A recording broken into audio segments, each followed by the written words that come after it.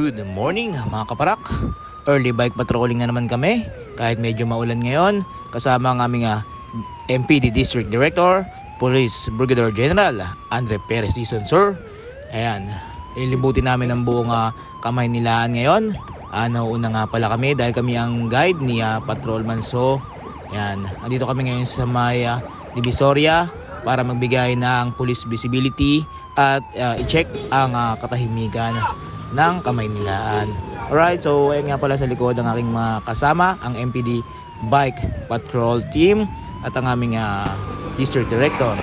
Alright, so nasa Road 10 nga pala tayo ngayon dahil iikutin natin ang boundary ng kamay nilaan. Habang kami ay lumilibot sa kamay nilaan sa araw-araw, kami ay laging handa sa anumang pwedeng mangyari sa kamay nilaan sa kalsada na aming dadaanan. Kami ay mga kapulisan ay handang tumulong sa mga nangangailangan, rumisponde sa lahat ng pangyayari kung kinakailangan. At ito nga pala ang aking mga kasama sa pangungunihan ng aming District Director, Police Brigadier General Dizon, at ang Team Bike Patroller ng MPD.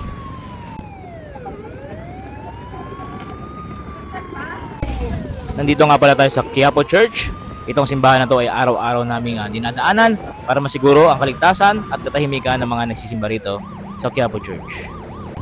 At habang kami ay nasa Quinta Market sa may Quiapo, may humingi ng tulong sa amin sa itaas ng tulay na meron daw hino-hold up. Kaya naman dali-dali ang pagresponde ng mga kapulisan ng MPD Bike Patroller at ang SWAT Manila para makaresponde sa nasabing hold-upan. At ito naman naabutan ng ating mga kapulisan na napakabilis na responde. Kaya nakuha natin ang suspect sa hold-upan. Kaya naman laking pasasalamat ng mga mamamayan dahil sa paglibot at police visibility na isinasagawa ng kamay nilaan sa araw-araw. Dahil sa mga ganitong senaryo, mabilis nating nakikita o naiiwasan ang masasamang loob na magkalat sa kamay nilaan. At ito nga pala suspect ay iti-turn over na sa Barbosa Police Station na kasakop nitong lugar kasama ang kanyang complainant para maisagawa na ang investigasyon. Ngayon nakita nyo mga kaparak na ang responsibilidad ng isang pulis ay hindi basta-basta, na kailangan mo rumisponde, umaksyon sa lahat ng nangyayari sa iyong kapaligiran. Dahil ito ay sinumpaan namin tungkulin na magsilbi pangalagaan ang mamamayan.